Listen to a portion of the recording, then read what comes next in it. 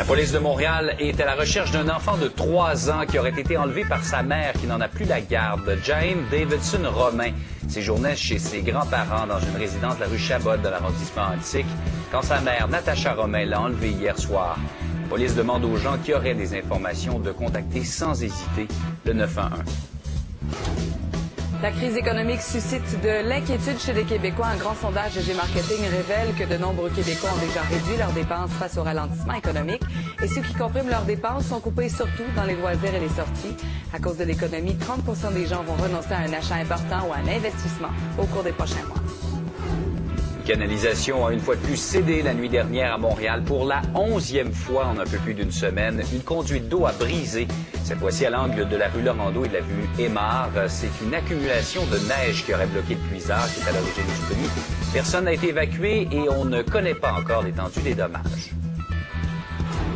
Les drapeaux de la Ville de Québec sont en berne depuis la mort de l'ex-maire Jean Pelletier. Un hommage particulier lui sera d'ailleurs rendu ce matin. La cérémonie aura lieu à la Basilique-Cathédrale de Québec à 9 h. Une messe sera célébrée en son honneur et la population est invitée à y assister. Les funérailles privées de M. Pelletier seront célébrées samedi prochain.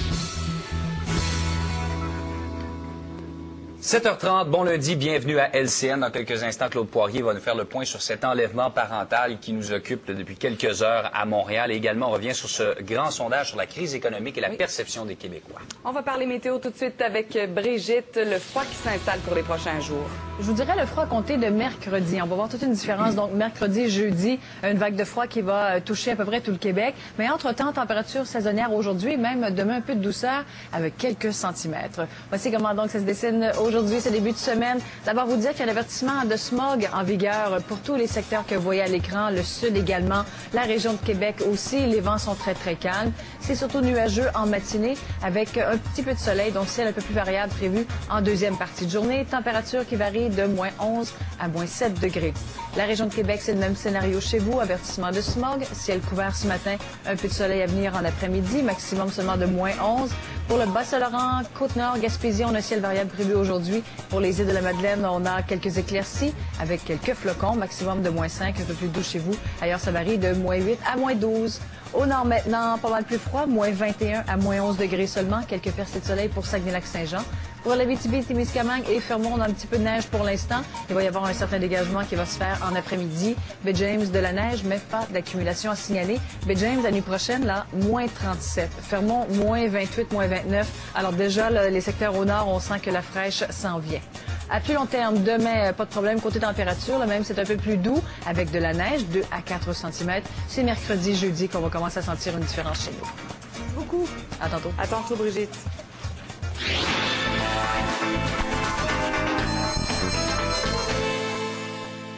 Bonjour Claude. Salut à vous deux. Alors, c'est inquiétant cet enlèvement. Qu'est-ce qu'on sait? D'abord, c'est inquiétant, il faut faire attention. Ça arrive régulièrement que des parents vont chercher des enfants puis n'ont pas la garde sans la permission. Sauf que dans le cas qui nous concerne, c'est clair, il s'est passé des choses pour que la mère de 22 ans ait perdu la garde de cet enfant. Puis moi, là, je veux pas rentrer dans les détails sur la disparition, parce qu'on en sait, il y a des rumeurs qui circulent, il y a d'autres rumeurs qui sont pas confirmées. Sauf la seule chose que je veux dire, il y a peut-être des gens qui nous regardent ce matin ou qui vous regardent depuis 5 heures, puis ils ont en leur possession la mère et cet enfant-là dans la maison. Vous risquez gros. Il y a une opération d'envergure. L'alerte n'a pas été déclenchée, l'alerte Amber, parce qu'il manquait certains éléments. Dont la voiture. La voiture, puis au départ, on n'avait pas la description puis la photo de cette mère-là. Mais oubliez jamais, si jamais, puis on l'a déjà vu dans le passé, combien de fois on a vu ça, puis tu t'en rappelles, tu étais sur le terrain à ce moment-là. Ah, c'est moi qui l'ai. Je les ai depuis 5h30 ce matin. À pas avoir parti en taxi, ou c'est pas sûr qu'elle avait un véhicule. Je sais que les compagnies de taxi ont été avisées. Alors, oubliez pas, si vous avez de l'information, ou si vous gardez, parce qu'on vous demande, écoutez, je veux garder mon enfant avec moi, souvent c'est le côté maternel, elle a perdu la garde, vous devez immédiatement appeler le 911 parce que vous risquez d'être accusé de complicité après le fait dans une affaire d'enlèvement. Que ce soit la mère ou non, ça a peu d'importance. Il y a un cas d'enlèvement présentement. Il faut que les policiers puissent localiser l'enfant le plus rapidement possible. Parlons de cette histoire de rage au volant. Vous savez, on le dit souvent, puis on le répète. Moi, je parlais avec un gars l'autre jour, il me dit, il y a un gars Je me suis pogné avec un gars sur la Rive-Sud. Je l'ai vu sortir un arme de sa ceinture. Vous savez jamais à qui vous avez affaire. On a un bel exemple. C'est arrivé en fin de semaine, dans la nuit de samedi à dimanche, sur le Curé-Labelle, à hauteur du boulevard Samson. Il y a eu une discussion. Il y a 2 gars qui ont débarqué. Il y en a un qui est armé d'un arme blanche, d'un couteau, puis il a poignardé la victime. Heureusement, la victime a été poignardée juste au haut du corps, à l'épaule. Elle n'est pas blessée gravement. Il faut jamais s'astiner. La plupart des gens aujourd'hui ont un téléphone cellulaire à bord de leur véhicule. J'espère que c'est main libre.